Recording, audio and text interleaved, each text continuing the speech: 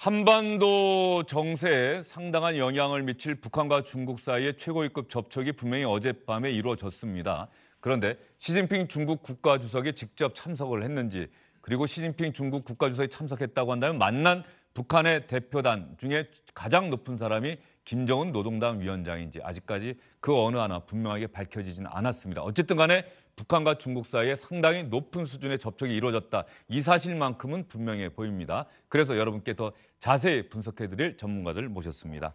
안정식 SBS 북한 전문기자, 차두현 아산정책연구원 개건연구위원 나오셨습니다. 어서 오십시오. 네, 안녕하십니까. 아산정책연구원의 개건연구위원. 우리 차 박사님은 북한 전문가신 거죠? 네, 그렇습니다. 예. 어제 이 소식 언론을 통해서 딱 들으셨을 때 네. 누구겠구나라고 생각하셨어요? 일단은 김정은은 아닐 가능성이 크다라고 저는 오히려? 봐요. 네. 김정은이 아닐 가능성? 예, 재밌습니다. 왜 그렇게 보셨습니까? 처음에는 이제 한 세 가지 이유인데, 첫 번째는요. 지금 이 방식이 김정은이 지금까지 해온 방식하고는 정반대라는 거예요. 왜냐하면 이 앞에 김일성이나 김정일 시대와는 달리 김정은 같은 경우에는 미북 관계뿐만 아니라 북중 관계도 상당히 대등한 관계에 가깝고, 또 베이징이 북한에 대해서 어떤 압력이나 영향력을 행사한다는 인상을 회피하기 위해서 노력을 해왔거든요. 그런 입장에서 볼 때는 지금 비밀리에 열차를 타고 가서 상대방의 이 국가 원수를 만난다라는 게 별로 그렇게 떳떳하거나 자기의 위신에 맞는다라고 생각은 하지는 않을 거예요. 또 다른 이유는요? 예. 그다음에 두 번째는 그 전에 주로 이 김일성이나 김정은이 김정일이 열차를 타고 베이징을 방문을 했을 경우에는 대부분 뭘 얻으러 갔어요.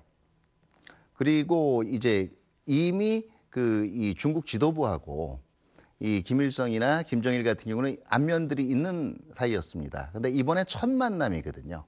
첫 만남을 이렇게 비밀 작전하듯이 비공개로 진행을 했겠느냐 하는 생각이 들고요. 그다음에 이제 세 번째 마지막으로는 이게 보통 김여정이나 다른 인물이 나갈 때하고는 달리 이 국가 최고 그러니까 북한에서 체제 내 수령이 직접 해외로 어디로 뜰 경우에는 군 병력이 전반적인 경계 상태에 들어가요. 이건 평양의 호위사령부뿐만 아니라 북중 국경 지역도 그렇고, 그리고 무엇보다도 우리 군사분계선 지역도 경계가 더 강화됩니다. 근데 이런 징후가 있었다는 지금 보도는 지금 나오지 않고 있거든요. 예. 그런 걸로 봤을 때 북한에서 최고위급에 속하는 인물이 베이징을 방문한 사실은 맞지만, 이게 과연 김정은일까 하는 데 대해서는 사실 의문을 품었고요. 만약 그럼에도 불구하고 김정은이 갔다면 이거는 굉장히 북한의 입장에서는 좀 긴박한 사안이 있을 것이다. 일반적으로 지금 보도가 되는 것처럼 그냥 관계 개선을 위해서, 북중 관계 개선을 논의하기 위해서 갔을 가능성보다는 오히려 지금 이 북한에 가해지고 있는 제재에 중국 차원에서도 북한에 가해지고 있는 제재를 좀 이완해 주는 문제라든가, 아니면 만약에 미북 정상회담이 무의로 끝났을 경우에 그 다음 움직임에 대한 중국의 지원을 확보하기 위한 조치가 아닐까, 이렇게 생각을 합니다. 차두현 박사님, 그러면 김정은이 아니라고 한다면 누구라고 추정하세요? 네, 짧게. 일단 전용 열차를 내줄 정도면 저건 일반적인 고위 권력 엘리트라고 보기는 힘들고요. 그렇다면은 김여정이라는 이 추정이 나올 수가 있고. 백두혈통. 네. 그러나 이제 주어진 실질적으로 이 의전 관계에 있어서는 공산당이든 아니면 각 정부 차원에서 가지고 있는 직위들도 상당히 중요시하거든요. 근데 의전은 정상급이란 말이에요. 근데 김여정은 당의 제일 부부장이에요. 그런 걸로 봤을 때는 김여정과 함께 일반적으로 대외적으로 북한 헌법상 북한을 대표하는 김영남도 동반하지 않았겠느냐 하는 추정이 가능한 거죠. 그렇다고 한다면은 김여정, 김영남 조합은 우리가 이미 봤던 조합 아닙니까? 예, 바로 그렇습니다. 평창 동계올림픽에 왔었던. 예, 특사. 특사단으로 예. 우리 개막식 때 왔었죠. 그래서 그때 이제 김영남 최고인민회의 상임위원장 김여정, 그리고 최휘 노동당 부위원장이라든가 같이 왔었는데, 그때 이제 단장은 김영남이지만 사실상 실세는 누가 봐도 김여정이고, 이제 김정은의 친서를 전달한 것도 김여정인데, 만약에 이제 김여정과 김영남이 같이 갔다라면 역시 똑같은 어떤 형식인 거죠. 즉 김영남을 통해서 정상급 의전은 받고 실질적인 역할은 김여정이 하는 뭐 그런 형식을 취했을 가능성은 뭐 분명히 있어 보입니다. 안현식 기자가 어젯밤부터 오늘 오전 내내 취재를 많이 했을 것 같은데 예. 우리 통일부, 국가정보원, 또 청와대, 외교부 전혀 김정은의 김자도 안 나옵니까? 어떻습니까? 지금 뭐 아까 박문신 논설위원 나왔을 때 보셨겠지만 뭐 청와대 반응은 모든 가능성 열어두고 있다 이거 아니겠습니까? 정말 알고서 그럴 수도 있는데 어찌 보면 명확치 않기 때문에 일단은 모든 가능성을 열어두는 게 아닌가 싶기도 합니다. 근데 이 부분에 대해서는 보면 우리가 이제 저뿐만 아니라 이 베이징에 있는 특파원들도 취재를 하고 있는데 현지에 있는 우리 뭐 우리 당국자들이라는 게 뭐 외교부가 이제 주축이지만 뭐 국정원에서도 나가 있고 여러 기관에서 나가 있는데 사실 북중 간에 이렇게 이루어지는 더구나 이렇게 지금 상당히 내밀한 방식으로 이루어지는 교류는 우리 정부한테 실시간으로 전달해 주지는 않는 것 같습니다. 그렇기 때문에 이제 사후적으로 이 일정이 끝나고 나면 사후적으로 우리 외교부 관리들한테 이제 소위 이제 디브리핑을 해줄 수는 있는데 지금 상황으로서는 우리 당국도 중국으로부터 명확한 설명은 듣고 있지 못하기 때문에 그야말로 모든 가능성을 일단 열어두고 있는 상태 그렇게 이해를 하는 게 좀 맞지 않나 싶습니다. 지금 막 제가 AFP 통신의 원문 상하이 주재 기자가 쓴 것 같은데 어쨌든 간에 중국 당국이 SNS나 인터넷에서 김정은이라는 단어를 검색이 안 되도록 한 것. 그러면서 김정은이 베이징을 방문하고 있다는 이 루머와 관련해서 그런 조치를 취한 것이다. 그리고 시진핑이 어떤 이 중국을 방문한 북한의 최고위급 인사에 대한 경찰의 엄중한 경호를 지시했는데 이게 통상적으로 보면은 시진핑이 외국 국가원수급을 대접할 때 했던 정도의 경호다. 이렇게 지금 AFP 기자가 이렇게 이야기를 합니다. 지금 일단 그 뭐 방송에 나오고 있는 의전이라든가 경우 같은 거는 그 국가 원수급, 다시 말해서 최고위급을 대상으로 하고 있는 것은 맞아요. 그런데 이것도 만약에 북한과 중국의 이익이 서로 맞아떨어져서 북중 관계의 그 강화 입장에서 본다면 중국의 입장에서도 기존보다는 평균보다는 의전을 좀 늘어서 할 가능성이 있고요. 다만 분명한 건 어떤 거냐 하면 그 흔히 뭐 이렇게 비공개로 하는 것 자체가 북중 관계에서 일상적이다라고 얘기하는데요. 사실은 그 시기는 김정일 시기에 국한됩니다. 예. 김일성 시기에는 사전에 다 보도하고요. 갔다 와서도 보도했어요. 그렇기 때문에 이게 오히려 또 전반적으로 지금 할아버지 통치 스타일을 많이 닮아가려는 그 기존의 그 김정은의 그 이 행태하고도 좀 맞지는 않는 거죠. 근데 모르겠습니다. 뭐 1월 이후에 워낙 그 파격적인 일들이 많이 일어났기 때문에 지금 또 한 번 그런 파격이 없으리라고 단언할 수는 없지만 지금까지 해온 김정일 스타일하고는 이건 뭔가 틀리다는 거예요. 본인이 직접 방문을 했다면. 예. 그리고 만약에 양국 간의 돈독한 우애를 과시를 한다든가 북중 관계가 일반적으로 알려진 바와 같이 그렇게 나쁘지가 않다. 이렇게 얘기를 할 경우에는 저렇게 비공개로 할 이유도 별로 없어요. 그동안에 북중 간의 이 방중 사실들이 특히 북한 최고 지도자의 방중 사실들이 별로 언론에 이렇게 그 노출이 되지 않고 특히 사후에 그 이 공개가 된 많은 예들은요. 양측의 의제가 정확하게 합의 보기 쉬운 의제들이 아니라 때로는 중국도 들어주기 힘든 갈등 의제들이 많을 때 그런 경우였거든요. 그렇기 때문에 저거를 뭐 관계 개선인데 저렇게 은밀하게 갔다, 내밀하게. 저는 그거는 조금 동의하지 않습니다. 최룡해 같은 경우가 김정은이 집권한 이후에 북한 특사로 중국을 방문하지 않았습니까? 예. 최룡해가 갈 때도 저런 열차, 특별 열차 이용했습니까? 저희 비행기를 타고 갔었죠. 비행기를 타고 갔었고 그래서 사실은 이 특별 열차가 갔는데 김정은이 안 타고 이제 김여정이 물론 북한에서 백두혈통이라고 합니다만 김여정과 김정은 이외에 다른 사람이 타고 갔다면 이것도 상당히 그동안의 형식으로 보면 상당히 이례적인 일입니다. 특별 열차는 어쨌든 간에 백두혈통 북한의 최고 지도자만 이용하던 열차입니까? 특별열차는 어쨌든 적어도 해외 순방을 할 때는 최고 지도자가 타고 갔죠. 근데 어쨌든 저는 사실은 이제 차 박사님에 비해서는 조금 김정은에 대한 가능성을 조금 더 열어두고 보고 싶은 쪽인데 이유는요? 왜냐하면 어쨌든 이제 이게 지금 가능성은 크게 두 조합이죠. 김정은이 갔느냐 아니면 김여정 플러스 김영남이 갔느냐인데 어제부터 이제 방중의 전체적인 맥락을 보면 어쨌든 특별열차를 타고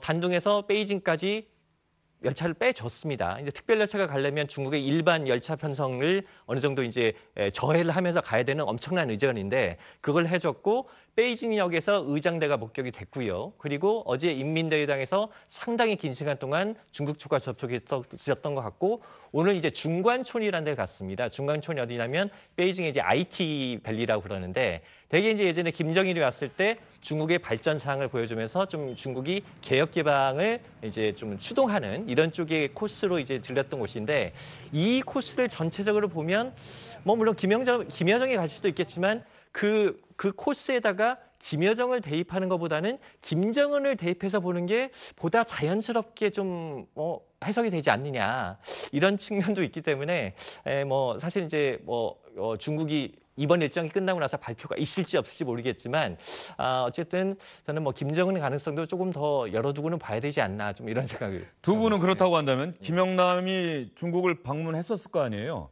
김영남 최고인민회의 상임위원장이. 네네. 김영남이 중국을 방문했을 때 저 정도 의전이 이루어졌습니까? 아니요. 저거보다 지금 보통은 저게 국빈급으로 갔느냐 아니면은 일단 실무 방문이냐에 따라 또 달라지는데요.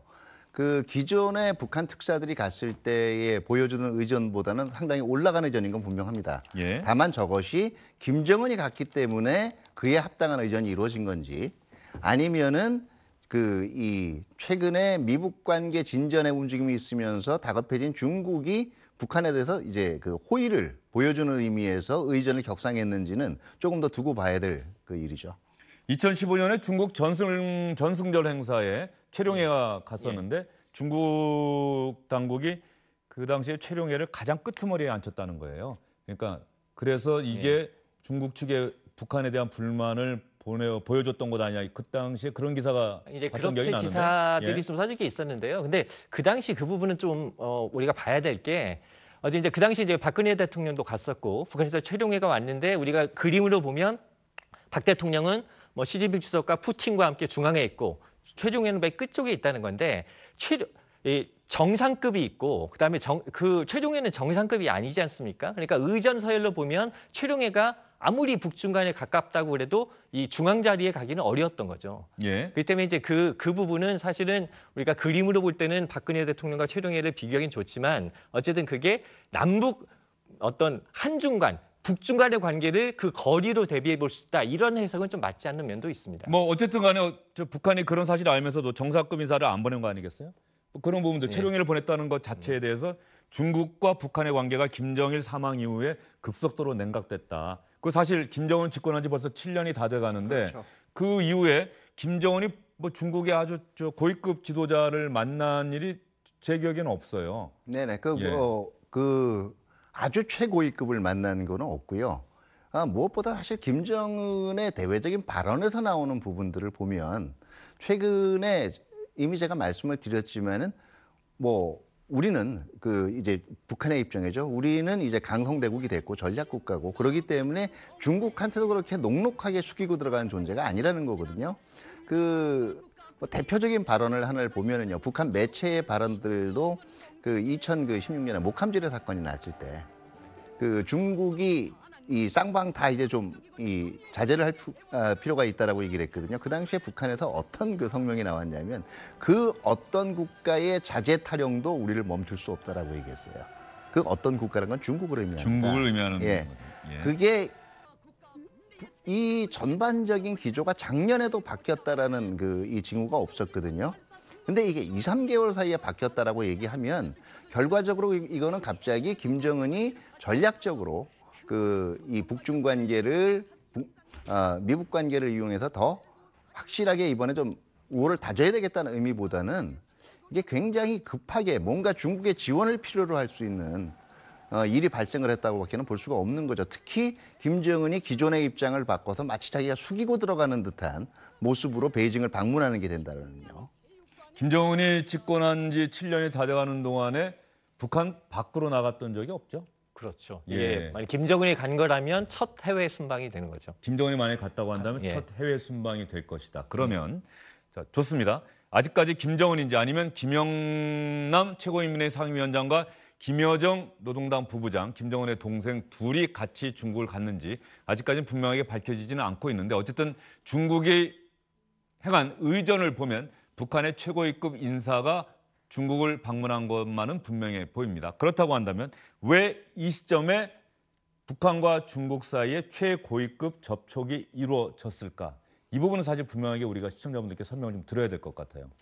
예, 아까 이제 사 박사님께서 이제 만약에 김정은이 갔다면 북한이 굉장히 급한 거다라고 하셨는데 어쨌든 그 맥락에서 이게 김정은이 아니더라도 김여정이나 이쪽이 갔더라도 북한이나 중국이나 굉장히 긴밀한 의사소통의 필요는 느끼고 있다 이렇게 봐야 될 것 같습니다. 그러니까 이제 중국 입장에서는 사실 북중이 혈맹 관계라고 하는데 북한이 어떤 생각을 갖고 있는지를 우리 정의용 실장이 북한에 갔다 온 다음에 정 실장을 통해서 전해 듣는 상황이 돼 있지 않습니까? 그러니까 중국 입장에서는 우리가 북한의 상황을 남한을 통해서 전해드려야 되는 상황, 이 상황으로 가는 거는 좀 곤란하겠다. 어쨌든 북중 관계를 통해서 조금 북한을 좀 더 관리할 수 있는 구도로 가야 되지 않느냐 이런 생각을 좀 했을 것 같고요. 북한 입장에서는 어찌 보면 중국의 그런 속내를 이용을 해서 저는 북한 입장에서 보면 상당히 올해 들어서 나름 능란한 외교를 펴고 있다 이렇게 평가할 수도 있을 것 같습니다. 그러니까 이제 평창올림픽을 통해서 남북 관계를 개선시키고 그걸 통해서 결국 북미 정상회담까지 연결된 면이 있고요. 예. 또 그렇게 되면서 중국이 북한 쪽에 다가서도록 하면서 이번에 김정은이 갔든 김여정이 갔든 간에 북중 관계까지 좀 복원의 궤도까지 올려놓는 물론 처음부터 여기까지 머리에 넣고 했는지 모르겠지만 나름으로는 상당한 성과적인 외교를 펴고 있다. 북한 입장에서 볼 때 그런 측면 좀 있을 것 같습니다. 남북 정상 사이의 한라인은 아직 개통 안 됐습니까? 아직 한라인 개통돼서 통화를 했으면 기자들한테 얘기를 할 텐데 아직 그런 얘기가 없는 걸로 봐서 아직 통화는 안 이루어진 것 같습니다. 상당히 중요한 외교적 일정인데 아직까지 남북 관계가 그 정도까지는 안 된 거겠죠. 사전에 알려준다거나 아니면 지금이라도 사실은 우리 누가 갔습니다. 최고 지도자 동지가 갔습니다. 이렇게 알려줄 정도는 아닌 겁니까? 일단은 정상회담을 위한 고위급 회담이 내일 모레 열리죠. 그러니까 거기서 아마 구체적으로 논의가 될 것 같은데 근데 그렇게 남북 간의 한 라인이 연결된다고 그래도 북한이 이를테면 저렇게 열차를 타고 비밀리에 중국에 가는데 우리한테 전화해서 우리 중국 갔다 올게 이렇게 말할 정도는 아니지 않을까 싶습니다. 그건 한미 간에도 마찬가지일 거예요. 왜냐하면 한 라인이라는 건 사실은 상호 오인의 방지를 위한 겁니다. 예. 상대방이 어떤 행동을 취했는데 이게 나를 지금 공격하려고 그러는 건지 아니면은 위협하려고 하는 건지 이런 오해 때문에 우발적인 사태가 생길 수가 있거든요. 그렇기 때문에 지금 아니면 우리가 공통의 위협으로 삼고 있는 제3국이 어떤 행동을 하려고 하면 나는 이런 행동을 해야 되는데 넌 어떻게 생각하느냐. 이런 때 한 라인이 작동되는 거거든요. 한 라인이 정보 공유의 이 장으로 이용되는 건 아니에요. 그렇기 때문에 설사 남북한 간에 한 라인이 제도화됐다라고 해도 만약에 이번에 김정은이 실제로 갔다라고 해도 그걸 한 라인을 통해서 알려줄 가능성은 제가 볼 때는 크지 않다라고 봐요. 제가 그 한라인에 대해서 말씀드린 건 어쨌든 간에 남북 관계가 상당히 이제 회복이 됐고 그런 상황이기 때문에 한라인까지 개통하자라고 하는 합의한 상황에서 북한의 이런 움직임에 대해서 우리 정부와 사전에 교감이 있었는지 이런 부분들 혹시 그 정도까지는 아니다. 지금 이런 궁금증에 대해서 질문을 드린 거죠. 그렇죠. 그러니까 북한이 지금 변화하고는 있지만 제일 중요한 거는 북한도 일종의 국가급 행위자거든요. 국가급 행위자의 이 각종 행동을 분석하는 데 있어서 철저하게 상대방을 선의로만 읽어주는 것만큼 어리석은 일은 없어요. 그렇기 때문에 어쨌든 서로 다 내심이 있고요. 악의를 가지고 있는 겁니다. 그렇기 때문에 우리하고 적어도 어떻게 보면 중국 외교를 놓고도 남북한이 경쟁하는 관계거든요. 우리한테 북중외교의 다 카드를 보여주지는 않겠죠. 예, 제가 지금 기사를 검색해봤더니 김영남 상임위원장은 베이징 방문할 때 항상 고려항공 비행기 타고 많이 갔더라고요. 그러니까 이런 기사들 과거의 관행을 보면은 특별 열차가 갔다. 특별 열차는 제가 이렇게 두 분 말씀 들으면서 어쨌든 간에 북한의 백두열통 최고 지도자가 이용하는 열차다라고 하는 부분. 그래서 김정은 아니면 김여정. 그리고 김영남이 김여정만 가면 저런 의전이 안 오기 때문에 김영남이 갔을 가능성. 김정은 5와 김여정 더하기 김영남. 예. 이 둘 중에 하나다라고 보면 되겠습니까? 네네. 그러니까 남북한 간에도 한번 보시면 이 전용기를 타고 오지 않았습니까? 근데 남북한 간에는 지금 철도는 연결이 안 돼 있단 말이에요. 직접 올 수 있는. 그렇다고 공색하게 턱사로 오면서 판문점을 이용해서 육로로 오기에도 그러니까 결국 고려항공으로 간 거거든요.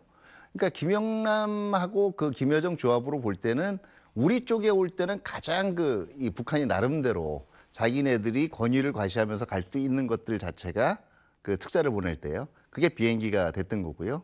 반면에 이제 베이징을 방문할 때는 과거의 관행이나 이런 거 볼 때는 전용 열차가 굉장히 유력한 수단이 하나가 된 거죠. 그렇기 때문에 어쨌든 금년 1월 이후에 북한이 보여주는 행위가 상당히 파격적인 거는 맞는데 그 파격이 이번에 정말 최고위급 그 대표단에 누가 있느냐, 여기서 또 한번 파격이 발휘가 될 거냐, 이거는 조금 더 지켜봐야 되겠죠. 그런데 지금 말씀 듣다 보니까는 저는 이 김정은일 가능성이 점점 있는 것 아닌가 하는 생각이 좀 드는 게 지금 두 분 말씀 가만히 듣다 보니까 말이죠. 김영남 같은 경우는 비행기 타고 있고 지난번에 김여정도 어쨌든 고려항공 타고 같이 왔다는 거 아니에요? 전용기 타고 북한 비행기 타고. 그렇죠. 그렇다고 한다면 이번에 김여정, 김영남 조합이 베이징을 간다고 했을 때 굳이 특별 열차를 탈 이유는 있을까 싶은 생각이 좀 들어요. 네. 고려항공 타고 가면 되는데. 이렇게 보시면 됩니다. 예.